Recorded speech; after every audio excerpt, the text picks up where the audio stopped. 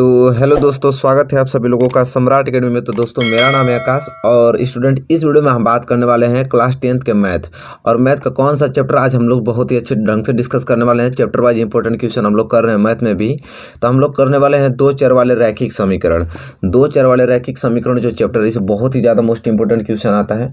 तो आज हम इस वीडियो में दो चर वाले रैखिक समीकरण के मोस्ट इंपॉर्टेंट क्वेश्चन करेंगे, जो कि 2021 बोर्ड एग्जाम के लिए बहुत ही ज़्यादा महत्वपूर्ण है।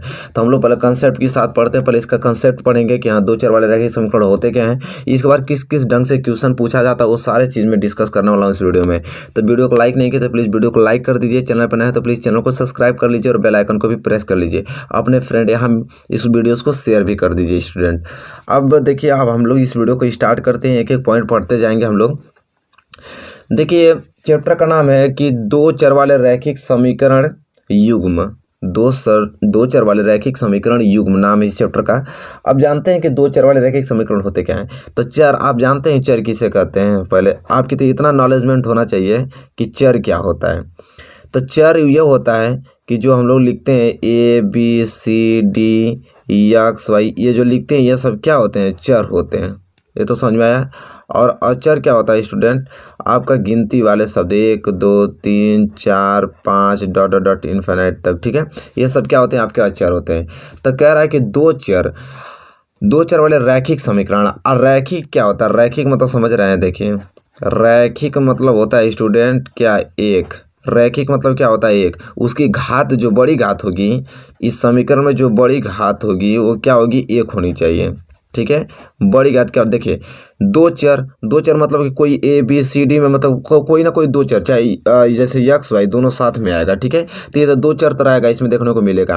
और रैखिक मतलब कि इन X और Y की सबसे बड़ी घात क्या होनी चाहिए, एक ही होनी चाहिए। अब समीकरण मतलब कि उस समीकरण किसके बराबर होना चाहिए, 0। अगर 0 के बराबर हो जाता तो समीकरण हो जाता है। अब कहने का मतलब कि क्या समझ में नहीं आ रहा आप लोगों की, हाँ ये चीज़ क्या कह रहा है, तभी आप लोगों को सब क्लियर हो जाएगा। कह रहा है कि दो चर वाले रैखिक समीकरण। अगर कोई एग्जाम्पल में इस तरह लिख दूँ कि 2x + 3y = 5, तो ये आपका क्या है, रैखिक समीकरण। क्योंकि देखिए, एक चर यहाँ पे x आ गया, एक चर यहाँ पे y, तो दो ठे चर आ गया। और देखिए, सबसे बड़ी घात दोनों की एक एक है, तो दो चर वाले रैखिक हो गया। अब बराबर में क्या है, 5 है, तो ये समीकरण हो गया। ऐसे कैसे चेंज करेंगे, तो 2x + 3y और +5 इधर आ जाएगा, क्या हो जाएगा, -5 = 0। यह जो फॉर्मेट बन गया, ये बन गया दो चर वाला रैखिक समीकरण। एक चर यह है और एक चर यह है, और घात सबसे बड़ी एक ही है, तो यह रैखिक हो गया। और यह 0 के बराबर हो गया, तो यह समीकरण हो गया। तो दो चर वाले रैखिक समीकरण। तो आपको ऐसे ही फॉर्मेट देखने को मिलेंगे। जैसे ये मैं एग्जांपल ले लेता हूँ, 4x - 6y = 10। ये भी क्या है, दो चर वाले रैखिक समीकरण है। x + 5y = 8, ये भी आपके क्या है, दो चर वाले रैखिक समीकरण ही है, ठीक है स्टूडेंट। अब देखिए, इसका एक व्यापक रूप लिखने के लिए इस्ता आता है। जैसे मैं अगर ये एग्जांपल ले लूँ, 2x + 3y = 5, ठीक है। तो इसका अगर व्यापक रूप में लिखेंगे तो कैसे होगा, तो ये हो जाएगा 2x + 3y और +5 इधर जाएगा, तो -5 = 0। ऐसे ही तो आ जाएगा। और देखिए, व्यापक रूप से इसका व्यापक रूप क्या होना चाहिए, व्यापक रूप से इसे लिखें, ठीक है। तो कैसे लिख सकते हैं, तुलना करेंगे तो यह है 2x + 3y - 5 = 0। और दो चर वाले रैखिक समीकरण का फॉर्मेट क्या होता है कि ax + by + c = 0, यह होता है। अब तुलना करेंगे तो क्या हो जाएगा, यहाँ पे a बराबर क्या आ जाएगा, 2, b बराबर क्या आ जाएगा, 3, और c बराबर क्या आ जाएगा, -5 आ जाएगा स्टूडेंट, ठीक है। यही चीज़ है। तो यहाँ से ABC का वैल्यू भी निकल जाता है। तो आपको तो बस मतलब इतना तो आप मालूम चल गया होगा कि हाँ, चर क्या होते हैं, रैखिक क्या होता है, समीकरण क्या होता है। दो चर वाले रैखिक समीकरण आपको समझ में आ गया होगा कि किस ढंग से फॉर्मेट इसका होता है और ABC का वैल्यू कैसे व्यापक रूप से निकाला जाता है तुलना करके। इतना भैया आपको आना चाहिए, समझ रहे हैं।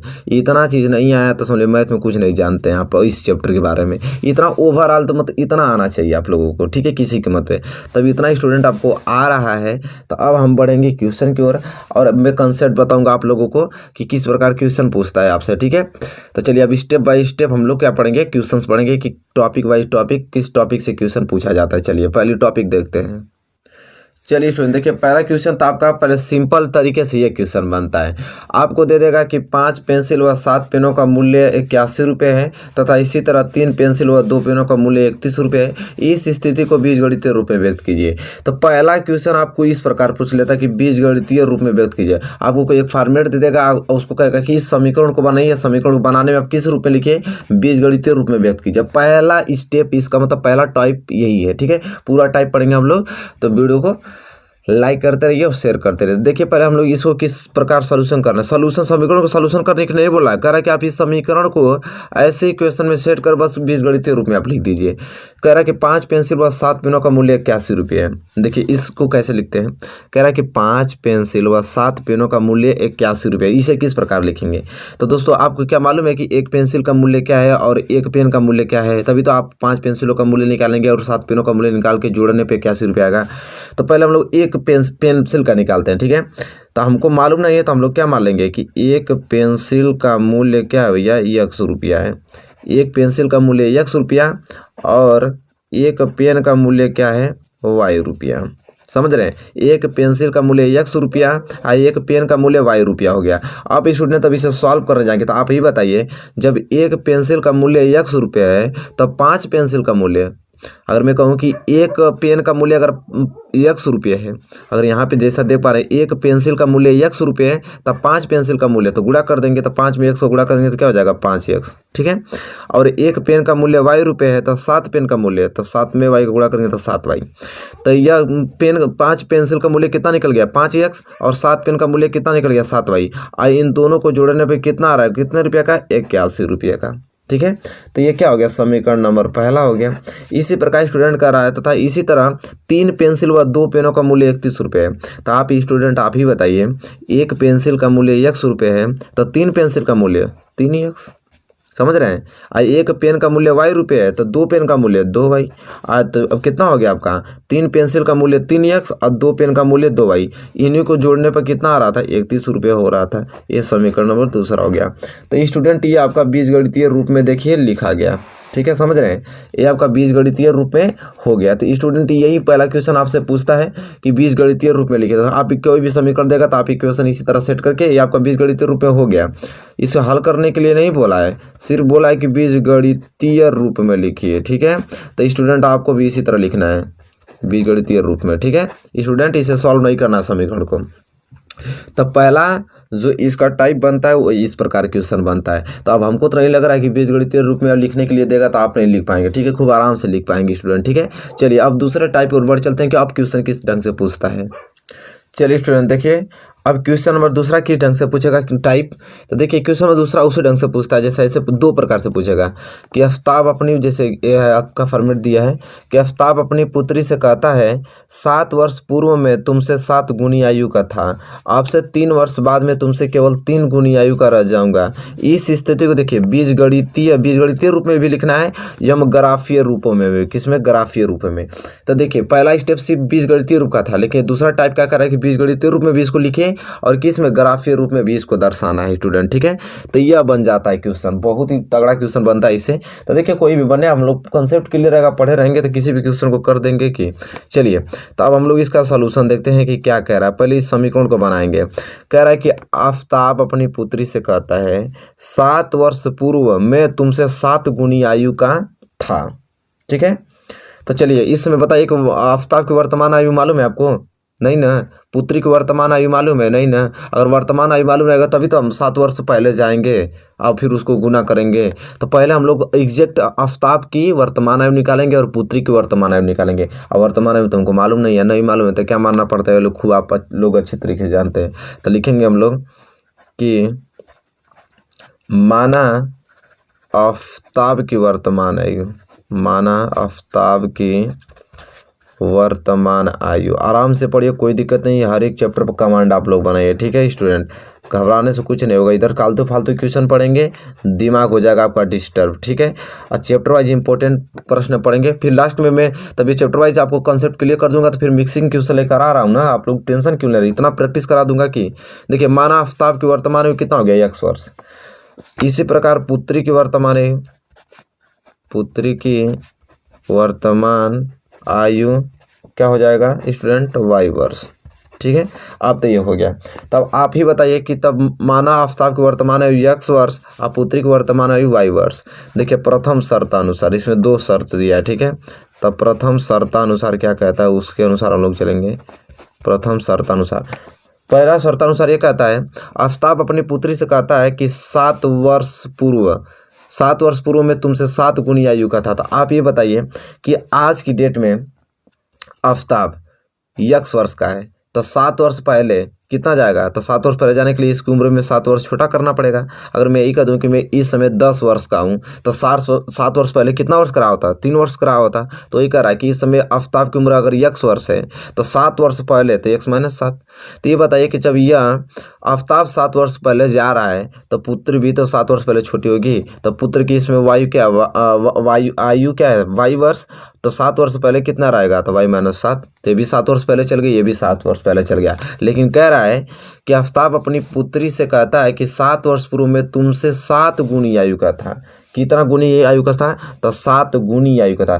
तो किसके उम्र के 7 गुनी था, तो किसके, पुत्री के। तो जिसके उम्र की गुनी कहता है उसी में हम गुणा करते हैं। तो पुत्र की आयु का 7 गुना था, तो पुत्री की आयु के 7 गुना था, इसलिए हम पुत्री में क्या करेंगे 7 का मल्टीप्लाई करेंगे, तब जाके इन दोनों का उम्र क्या हो जाएगा, बराबर हो जाएगा। ठीक है, तो चलिए पहले यहाँ से समीकरण इसका मतलब इक्वेशन को हल कर लेते हैं। तो क्या हो जाएगा x - 7 बराबर 7y - 7 7 49। इतना तो आ गया।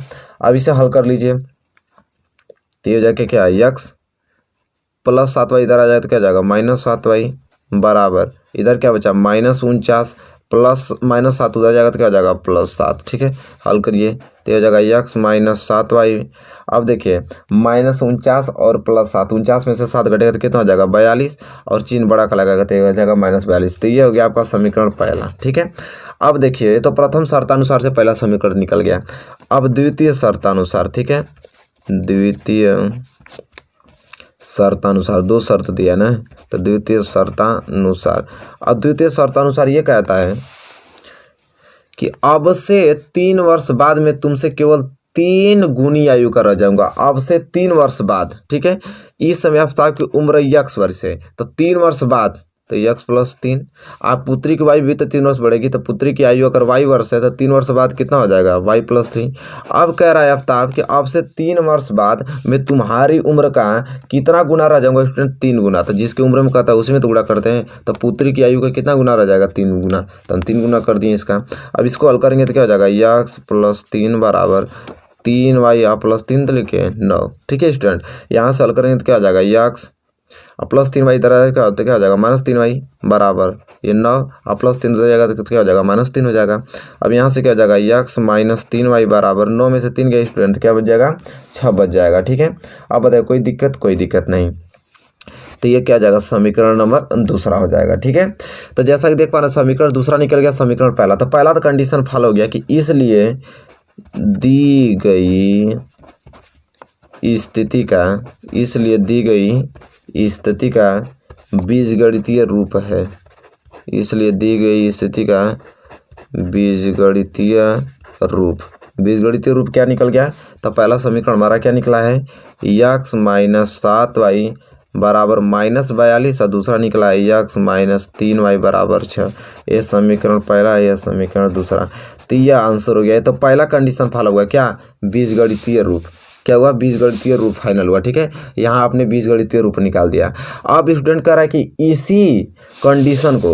इसी कंडीशन को स्टूडेंट आपको क्या ग्राफीय रूप में दर्शाना है, क्या करना है ग्राफीय रूप में। तो समीकरण आपको ज्ञात हो ही गया है पहला दूसरा। अब समीकरण अगर ज्ञात होता है, समीकरण से हम लोग ग्राफीय रूप में कैसे दर्शाते हैं स्टूडेंट, अब उसे हम लोग देखने वाले हैं। तो चलिए उसे बहुत ध्यान से समझिए ग्राफीय रूप को। ठीक है, कि ग्राफीय रूप में इसे कैसे दर्शाएंगे। चलिए स्टूडेंट देखिए अब ग्राफीय विधि देख लेते हैं। तो समीकरण क्या था, पहले समीकरण को हम लोग नोट कर लेते हैं। तो समीकरण आपका था ये पहला ये चीज़ कि x - 7y बराबर -42, यह समीकरण नंबर पहला था। और समीकरण दूसरा क्या था स्टूडेंट, तो x - 3y बराबर 6, यह समीकरण नंबर दूसरा था। इसी दोनों समीकरण को आपको ग्राफीय विधि में दर्शाना है। तो चलिए पहले ग्राफीय विधि में दर्शाने के लिए क्या करते हैं, पहला समीकरण क्या दिया आपका x - 7y बराबर क्या दे दिया -42 दे दिया है। ठीक है, तो अब यहाँ देखिए x की वैल्यू मान लीजिए निकालता हूँ यहाँ से, तो x बराबर क्या हो जाएगा -42। अब -7y उधर जाएगा तो क्या हो जाएगा प्लस, क्या हो जाएगा स्टूडेंट 7y। ठीक है, अब देखिए इसे किस प्रकार लिख सकता हूँ, x बराबर ये +7y आगे लिख लीजिए और फिर -42 को पीछे लिख दीजिए। तो यहाँ पे यह कंडीशन बन गया। ठीक है, अब देखिए ग्राफिक विधि दर्शाने के लिए सबसे पहले हमें क्या बनाना पड़ा, एक बॉक्स बनाना पड़ता है। क्या बनाना पड़ता है स्टूडेंट, बॉक्स बनाना पड़ता है। ठीक है, बॉक्स बन गया। अब इस बॉक्स में 2 खाना कर दीजिए। ठीक है, और एक में लिख लीजिए यहाँ पे x और यहाँ पे लिख लीजिए y स्टूडेंट। ठीक है, अब देखिए यहाँ y का क्या वैल्यू रखें, कुछ भी आप रख सकते हैं। अगर मान लीजिए y बराबर मैंने 8 रख लीजिए, y बराबर 8 रख दिया तो 8 7 56, और 56 में से 42 जाएगा तो कितना बचेगा 14। ठीक है, तो x बराबर क्या आ जाएगा 14 आ जाएगा। समझ रहे हैं, अगर y बराबर मैंने 8 रख दिया तो 8 7 56, 56 में से 42 जाएगा तो क्या हो जाएगा x बराबर क्या आ जाएगा 14। ठीक है, इतना आ गया। अगर स्टूडेंट ये करूँ मैं, यहाँ पे मुझे ये मालूम चल गया कि y बराबर अगर मैं 8 रख रहा हूँ तो x बराबर क्या मुझे निकल के आ रहा है 14 आ रहा है। इसी प्रकार अगर मैं क्या करूँ कि y बराबर अगर मैं 6 रख दूँ तो 6 7 42, अब 42 में 42 गया तो क्या बचेगा x बराबर 0 बच जाएगा। तो अगर y बराबर मैं यहाँ पे 6 रख रहा हूँ तो x बराबर मुझे क्या मिल रहा है 0 मिल रहा है। ठीक है, तो ये चीज़ तो आपका पहले समीकरण से यह बॉक्स बन गया। ठीक है, इसी प्रकार हमें करना स्टूडेंट है कि दूसरा समीकरण लेना है। दूसरा समीकरण यह है कि x - 3y बराबर 6। ठीक है स्टूडेंट, अब इसे x का वैल्यू निकालेंगे तो क्या हो जाएगा x बराबर 6, अब -3y उधर जाएगा तो क्या हो जाएगा +3y स्टूडेंट। ठीक है, अब देखिए यहाँ पे इसके लिए फिर मुझे क्या बनाना पड़ेगा, एक स्टूडेंट बॉक्स बनाना पड़ेगा। ठीक है, चलिए अब बॉक्स बनाने में इसमें भी 2 खाने मुझे कर देने हैं और इसमें मुझे x लिख देना है, इसमें मुझे y लिख देना है। ठीक है स्टूडेंट, अब देखिए y के वैल्यू, अगर मैं y के वैल्यू यहाँ पे क्या रख दूँ 0 रख दूँ, y के वैल्यू 0 रख देता हूँ तो कितना हो जाएगा, तो 3 में यहाँ y के वैल्यू 0 रख दिया तो 3 × 0 मतलब 0, और 0 में 6 जोड़ेंगे तो क्या हो जाएगा 6 आएगा। तो अगर y बराबर 0 रखने पे तो x बराबर 6 प्राप्त हो रहा है, y बराबर 0 रखने पे तो x बराबर क्या प्राप्त हो रहा है 6 प्राप्त हो रहा है स्टूडेंट। ठीक है, इसी प्रकार मैं y बराबर 2 रख दूँ, y बराबर अगर 2 रख देता हूँ तो क्या हो जाएगा 3 दूनी के 6 और 6 6 12, अगर y बराबर मैं 2 रख रहा हूँ तो x बराबर क्या आ जाएगा 12 आ जाएगा स्टूडेंट। तो अगर y बराबर मैं 2 रख दे रहा हूँ तो x बराबर क्या आ जाएगा 12 आ जाएगा। ठीक है, तो अब यह बॉक्स आपका स्टूडेंट क्या हो गया बन गया। ठीक है, अब इसी रूप को अब हमके ग्राफीय रूप में दर्शाना था। ग्राफीय रूप के लिए मुझे क्या करना पड़ेगा, जैसा कि देख पा रहे हैं आपके पास एक स्केल होना चाहिए अच्छा सा, और स्केल के सहारे से मुझे x और y खींचना पड़ेगा। ठीक है, तो देखिए यह चीज़ क्या होता है आपका x डैश होता है, और यहाँ से मैं खींचूँ लाइनिंग तो ये होता है y डैश h। ठीक है स्टूडेंट, ये आपका क्या होता है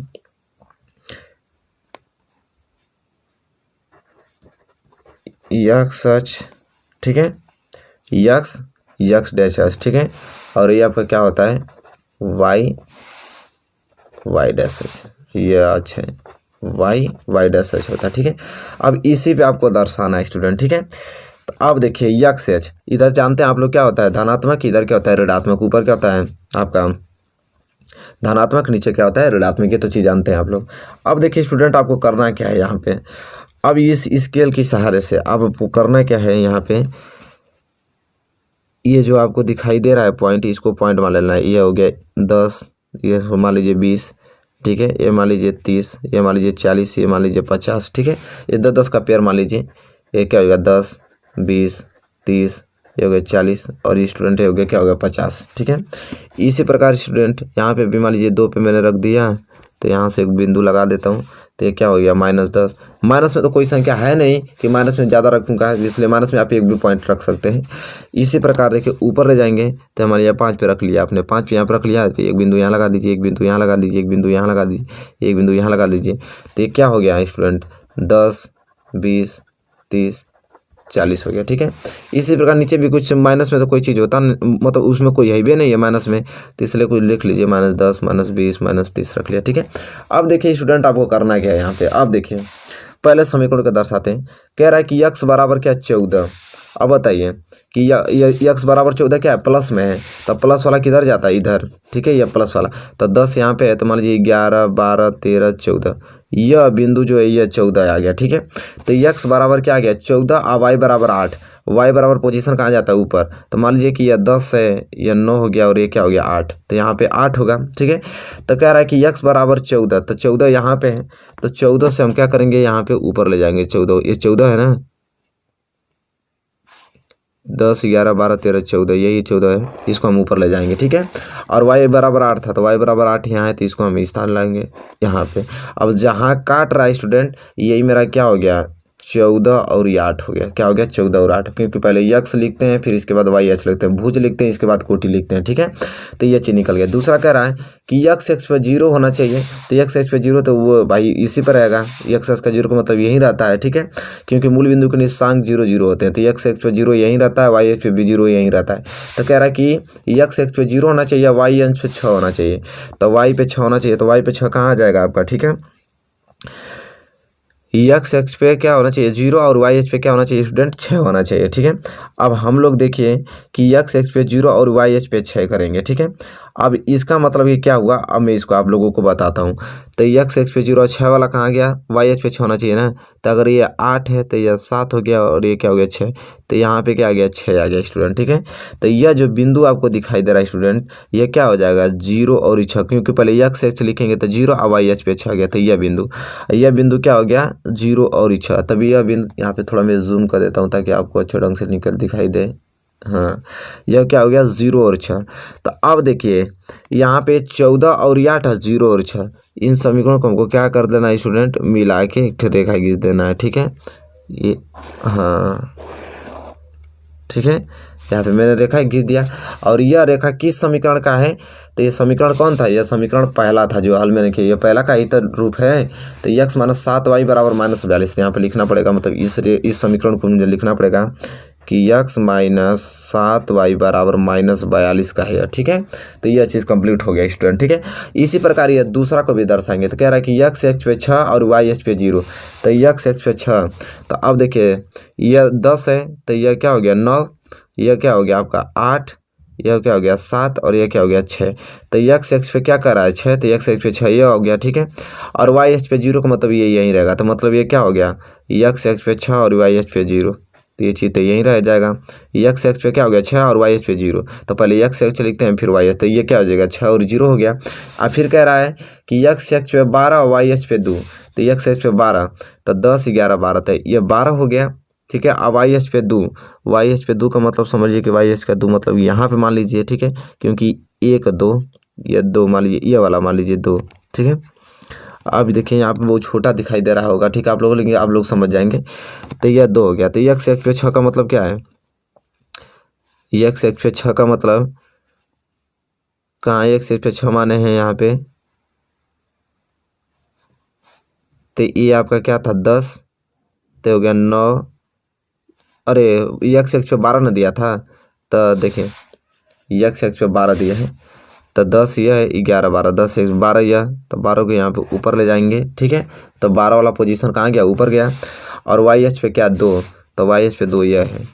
ठीक है, यह वाला, अब इसे यहाँ पे खींचेंगे, तो कहाँ काट रहा है स्टूडेंट, यहाँ काट रहा है। ठीक है, अब स्टूडेंट यहाँ काट रहा है, तो यह वाला बिंदु क्या हो गया आपका 12 और 2 हो गया।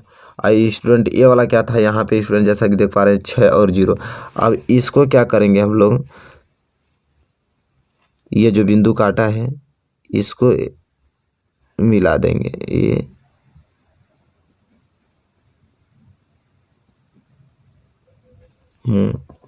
इसको मिलाते हुए एक रेखा खींच देंगे। ठीक है, तो जैसा कि देख पा रहे हैं मिला के इसको रेखा खींच देना, तो ये किसका समीकरण बन गया, दूसरा समीकरण क्या था, यक्स माइनस 3y बराबर 6 था। अब देखिए एक दूसरे को कहाँ काट रहा है स्टूडेंट, यहाँ काट रहा है। ठीक है, तो यहाँ जो काट रहा है ये इसका इक्वेशन बनेगा, यक्स और वाई का हल निकलेगा यहीं से। ठीक है, तो यह आपका क्या हो गया ग्राफीय विधि। ठीक है, तो इसी समीकरण को ग्राफीय विधि से इस तरह दर्शा दिए हैं। तो स्टूडेंट यह बहुत डिफिकल्ट होता है, थोड़ा फ्रेश से करेंगे तो आपको समझ में आ जाएगा। एक वीडियो में बना दूंगा सिर्फ ग्राफीय विधि का, वहाँ पे मैं ग्राफ पे दर्शा दूंगा, क्योंकि ग्राफ नहीं है हमारे पास, तो लाइनिंग मतलब टेढ़ी मेढ़ी हो रही है, इसलिए बिंदु को आसपास दिखाई नहीं दे रहे हैं। मैं इसे ग्राफ पे दर्शा दूंगा, लेकिन फिलहाल आप समझ लीजिए कि आपको समझ में आ गया होगा कि हाँ क्या कहना चाह रहा है। ठीक है, तो स्टूडेंट देखिए यह मेरा, ये देखिए इस वीडियो में पार्ट 1 में देखिए बस ये कई क्वेश्चन हो पाया, तो इसका यह पार्ट क्या है 1 है। ठीक है, मैं इसलिए वीडियो ज़्यादा इसको बड़लंग नहीं बना रहा हूँ कि आपको दिक्कत हो। ये पार्ट 1 है, मैं जस्ट इसके अगले दिन इसका पार्ट 2 लेकर आऊँगा। क्या लेकर आऊँगा? पार्ट 2 इसका जस्ट लेकर आऊँगा। बहुत सारी इसमें क्वेश्चन अभी करने हैं। पार्ट 2 पार्ट 3 भी आ सकता है स्टूडेंट, पार्ट 3 भी आ सकता है। तो चाहे पार्ट 3 में है चाहे पार्ट 4 में, अच्छे तरीके से गहन अध्ययन हम लोग करेंगे स्टूडेंट। ठीक है, तो चलिए वीडियो पसंद आया तो लाइक कीजिए, चैनल पर नए हैं तो प्लीज़ चैनल को सब्सक्राइब कर लीजिए और बेल आइकन को भी प्रेस कर लीजिए स्टूडेंट। पार्ट 2 अगले दिन नेक्स्ट लेके मिल रहे हैं, तो उसमें और हम लोग पढ़ेंगे कि किस टाइप से और क्वेश्चन पूछा जाता है। तब तक के लिए दोस्तों धन्यवाद, आपसे मिलेंगे नेक्स्ट वीडियो में। हाँ, लेकिन इस सवाल को एकदम कर लीजिएगा अच्छे ढंग से, जिस ढंग से मैं बताया हूँ उसी ढंग से आप लोग इसे अच्छे ढंग से कर लीजिएगा। ठीक है, चलिए मिलते हैं नेक्स्ट वीडियो में।